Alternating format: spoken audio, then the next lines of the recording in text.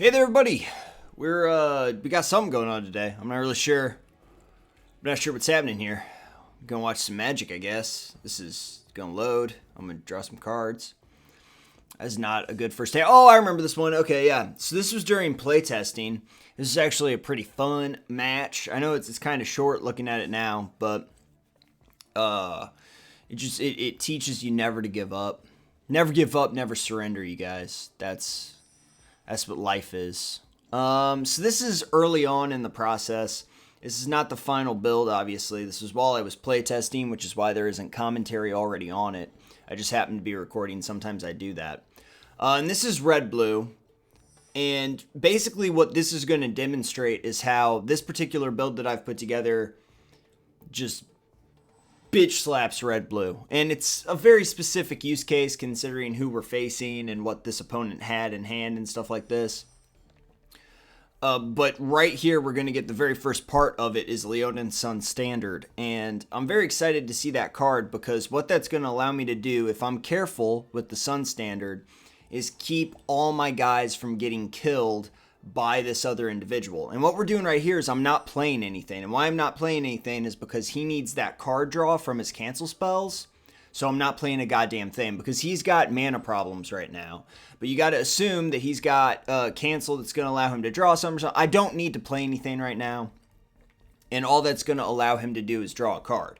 Obviously, he has land trouble, so I'll just keep getting cards because I was flooded with land earlier on. So what I need to do over here is just draw more spells. And then when he taps down, I'm going to unload all these spells. They can't be countered. They can't be canceled. Nothing like that. So we're just biding time here. And this is actually a pretty, I don't know. This is actually a pretty great strategy-wise type thing from a standpoint of how you deal with this deck. Now, the reason why I dropped the Leonin Sun Standard there is I had 2 mana open, so I would be able to play it again if he did anything to it. Now, he flashed me out there. He has Cerebral Vortex, which is most likely, in my mind, going to fix his mana problem. If he had bounced it back to my hand, at the very least, I would have been able to play it. Because he was starting to gain a little bit of steam there. A lot of people don't think of that as a viable strategy, but that deck is very reactionary, so if you can bait them into making the first move, you'll be able to play all of the cards that you've been saving up. They get a lot of direct burn, but as we're going to see here in a minute, the direct burn is not that big of a deal because we have Leonin Sun Standard, and that allows us to augment our creature's defense in such a way that we can stop them from being eliminated. We're holding off on the Rusted Relic because I want to be able, and I'm on it right now. I'm ready to pump. I'm really hopeful that this guy's terrible and aims 1 damage at my guy, but he doesn't. So I frown a little bit there. I go to 18 and I pass turn. I might be slow playing this a little too much. Some of you guys can discuss that down in the comments, whether or not I was being too cautious. But I win this match. So it's always an interesting conversation when people are like, I think you did a bunch of stuff wrong. And I'm like, I won. And I don't know what to tell you. Dispatch is not going to be that great against this guy, depending on how he has this built. Now here we got to be really careful with how we pump. So we're going to do 1 activation at a time. We're going to wait, see if there's any responses. There are no responses. I'm going to wait, see what's going on here. I'm thinking about it because I could also just try and play my Rusted Relic, but I don't need to do that just yet because I have damage on the field already that's going to be doing some good stuff to him. And now I can just sit here and chillax.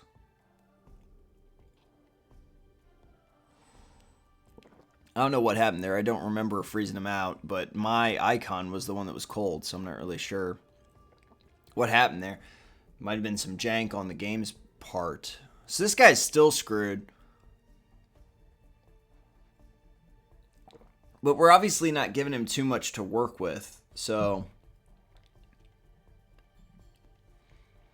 it becomes a little bit, I don't know. This guy's discarding some shit now. It becomes a little bit more evident. See, there's cancel and stuff like that. See, so we're not playing poorly.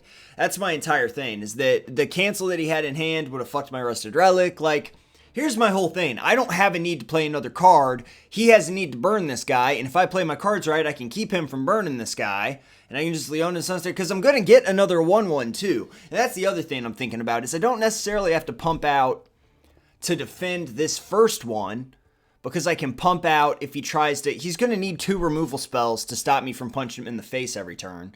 The way I look at it, 3 damage every turn. This guy's on a 5-turn clock. This is beautiful. This is amazing. And this is what I'm talking about. We have pressured him into giving me not 1 creature, but 2 creatures by not playing anything. He would have canceled the Rusted Relic. That would have made him happy and me sad. And instead, I have a 3/3 and a 1/1 out, and I can make them a 4/4 and a 2/2 respectively. And that's what's so good, I think, about the way I played this. And, obviously it's open to interpretation down in the comments, because he does have land problems, but he's the cancel guy. So I also assume that even though he got rid of the cancel, you assume, and in the Syrian Spear, if he aims that at anything, yeah, exactly. But the 1/1 or my face, I could have pumped him out and been fine. So he kills that, but I still have 3 damage out there staring him down, and there's nothing he could have done about it because I left the mana open. And that's my whole thing. By slow playing the guy who, by definition, has to slow play you, you end up having more momentum because I got stuff out first. Granted, he does have land trouble, but obviously he has a shit ton of playables. He's got the Electrolyze. I assume his deck is built poorly because he's drawn a lot of cards, and I think he had more than 60, and statistically, that might be what is causing his problems here. He's only got the 2 blue up, so I don't give a shit. So I'm just going to pump. Pump, pump, pump. I do want to hold 2 back, and that sucks big monkey nuts, because I would have been able to play the Rusted Relic, and I would have played Rusted Relic at that point. But I wanted to hold the 2 back because he can do 3 damage pretty easily. 4 damage would be in the form of Char, which would at least damage him. At that point, I have to play Rusted Relic, and it doesn't actually do anything. So there are small problems with what we've got in our hand so far. The 2 dispatches obviously are dead draws, which suck. And on any other occasion and against any other deck, they'd be pretty damn great to have in our hand.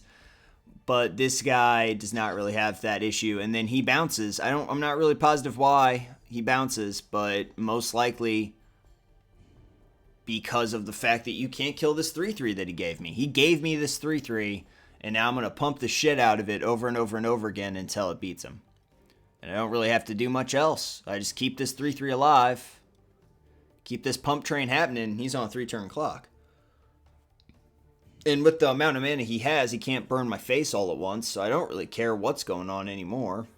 And now that it's at 5, I can go ahead and pump it. Obviously, you have to be aware of the triggers, because if you try and do it too many times, they can burn it in response. So once it was at 5, I could pump it the one last time. I'm going to Master's Call and kill him. My plan is on the next turn because of Leonin Sun Standard.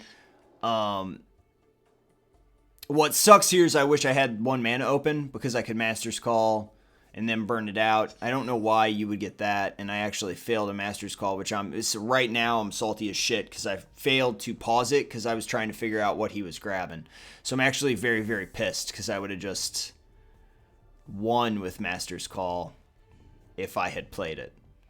So I am frowning right now, and now I'm just pumping and doing all sorts of shit because I'm very, very unhappy because he's going to block me with this 0-4.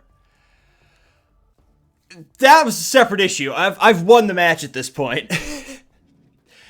And I was trying to figure out what card he had grabbed and what it was, but I didn't freeze the screen to do that, which was a stupid move on my part. I obviously should have froze time to see what he had grabbed instead of just looking at it, because I wasn't able to Master's Call. But he Future Sight's here, which just lets me win. So Future Sight's a great card. I love Future Sight. I would run it too. I'd run it in this deck if they'd let me. I'd just be like, Future Sight. Like, you don't have any islands, bro. I'd be like, it's fine. Don't worry about it. Future Sight, it's on the field. Screw you. There you go. Beating the red-blue. This is a good deck. This was an earlier build, but pretty much the same, but the mana was a little bit different, and a couple cards were a little bit different. But there you go, you guys. I hope you enjoyed this episode. I will see you all tomorrow.